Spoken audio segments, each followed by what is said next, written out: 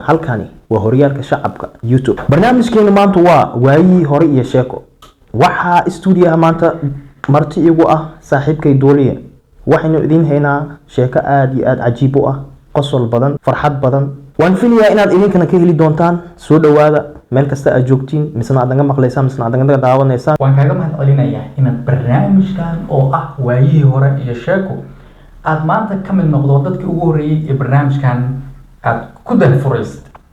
runtii waayihii hore iyo sheeko waxaan filayaa in dad badan haddii ay daawadaan ay oran doonaan war maskaxdooda dib ay u celin doonaan xilligii yaraantooda, xilligii xasuustii hore, waayihii macnaha kala duwanaa ee farxadda, muugada, qosolka, sheekada lahayd ay dib u xasuusan doonaan. barnaamijka waayihii hore iyo sheeko maxaad maanta noogu daahfuraysaa?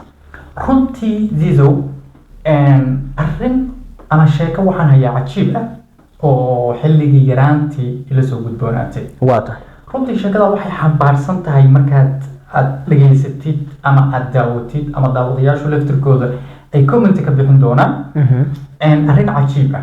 waa tahay waxaan xasuustaa dagaaladii lagu qaaday dalka Ciraaq 2003. waxaan xasuustaa habeen ayaa waxa uu ka dhacay dagaal magaalada Fallujah la yiraahdo.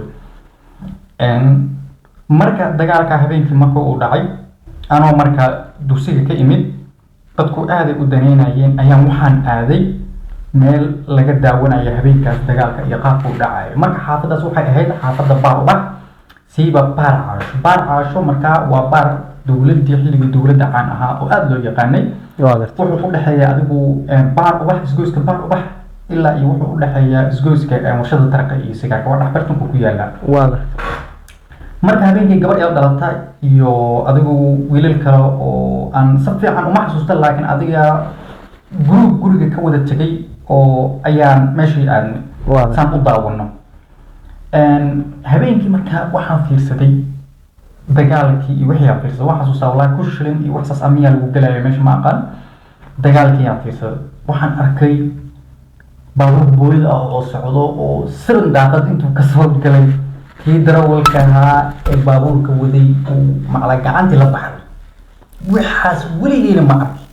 wixii aan fiirsaday nin yaroo iska ciyaar dugsina waa iska ahaa. runtii markii lagu leeyahay 18 sano qofka intii uu ka gaarayo waxyaabaha qaar looma ogolo, horta waa cilmi baa ku jira laftirkeeda. anigu nin waan ahaa.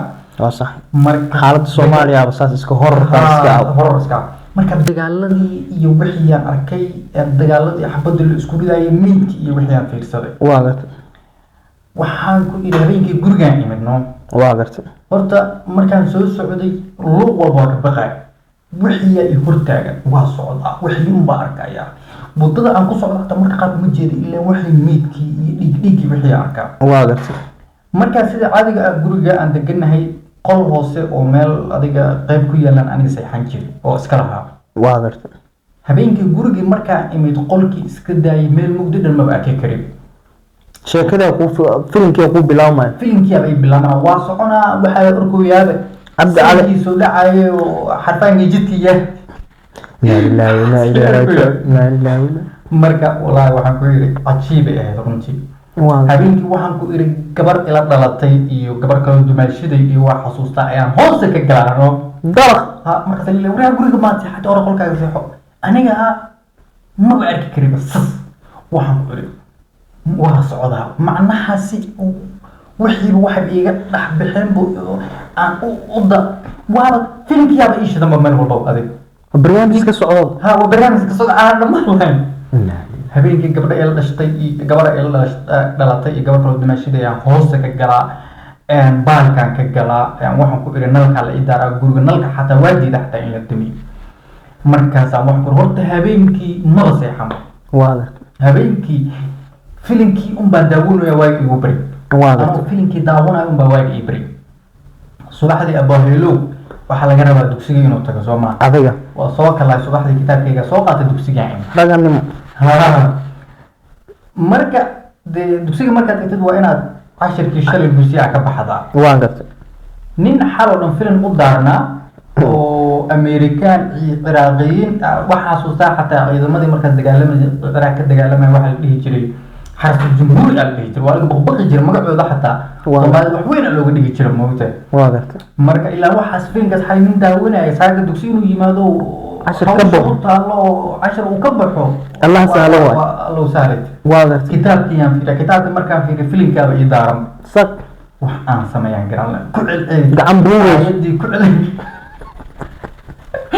Soomaali digi waxa ma arkuya واقرت kitaabkii aayadii waa akhrina waxaan ku yiri xataa markaas waxa xasuustaa ya ayuhalladii ma maray maasan maray mis inaan fatahay ahayd waan akhriya gacantii la arkuya sad ha markaasaan si walba markaasaan waxaan xasuustaa iskuulka dugsiga xataa waxaan ahayn dad adiga 5 wiil iyo 2 gabdhood miya 3 gabdhood oo isku cashir ah واقرت بس subaxdii waxa la yiraahdaa aad qadaro diyaar ma tahay xashkan ka baxayna markaas isu waa akhrina waxaan ku xidhnaa inuu yahay ruuxa ka baxayna marka subaxdii haddaad cashirka ka bixinna waxa waaye dugsiga joogaysaa moota واقرت فرdan bahay iyo waraadiga wadankeena ha marka macalinkeen ag tagay wada ayadii xataa bilowgeeda gafay bisinkiiba ii gamiya xataa واقرت bis معناها بس كده هو مر والله الاخريه بس كحته ويجن واقرت الا حاولنا امريكا وإلى من حالة أن شوك كجري مرنا أمريكان في السنة مرنا قعم بوبا يسي الدنيا حتى وطن كي ساسا الغنوليا والله مقادر وطن كي ساسا الغنوليا عجيب يعني حدنا الله سهله ها واقرت adiga quraanki waa ka bixi waayay adiga markii dambe waa la yimid oo walaalkay iyo walaashay wada socda yimid dugsigii sidii la iga soo wado anoo ilaa intaas quraanki ka bixila ayaa sidii la ii soo waday oo la yiri xalay macalinkan waa xaaladiisa caadi ah ashma ahan guriga la geena xoogaa waa la soo waxba la soo siinaa jirka la soo qoynaa inuu isbedel laga yaabo واقرت marka runtii waxay arrin aad u cajiib ah marka shirkadan waxa laga baran karo waxay tahay 18 sano ilmaha markii ay intii ay ka gaarayaan waxana badanaa waxyaabaha dhiigga ah iyo filimada qaar ah hororka ha واقرت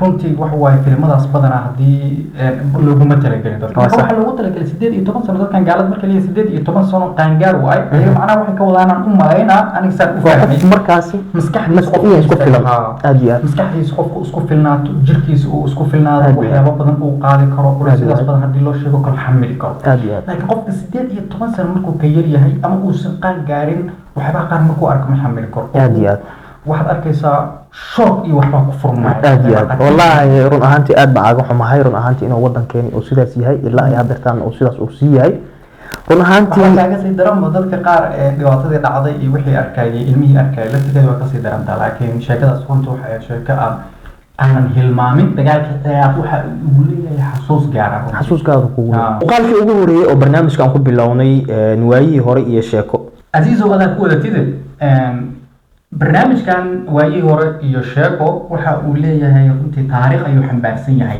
واقرت qof walba oo yaraantiisa oo wadanka ku soo koray wax un buu la soo kulmay waxay noqoto baa noqotay واقرت laakiin sheekooyin waxa ku jira adiga nafsiyan ahaan aad la soo kulantay sheekooyinka halkan aan ka tabin doono waa sax oo marka aad macnaha sheekadaas aad maqashidna aad runtii aad xaafadii degnayd qaabkii ay wax u dhici jireen suuq xoolaha waa salaamantiin waxay waayihii ciyaal dugsigii واقرت iskuulkii iyo waxyaabihii cajiibka lahaa ee aad markaa nafsadaada ay horey u soo martay aad macnaha aad arki doontid ayagoo laga sheekeynayo dhan xamar weyn marka waxaan idinka codsanaynaa waxay tahay inaad horta marka ugu horeysa subscribe aad inoo saartiin sidoo kale asxaabtiina kale ee aad gaarsiiseen muuqaalada aad iyo aad annaga laftirkeena dhiirigelin bay noo tahay inaan waqti bixino asxaabtiina aan u sheekeyno waqti la qaadano sheekooyin hore aan usoo bandhigno aad iyo aad baa ugu mahadsantihiin daawashada muuqaalka inta muuqaalka ku kulmi doono waxaan idinkaga tegaynaa sidaas iyo inta aan mar kale wada kulmi doono waxaan idinka tegaynaa sidaas iyo nabadgelyo assalaamu calaykum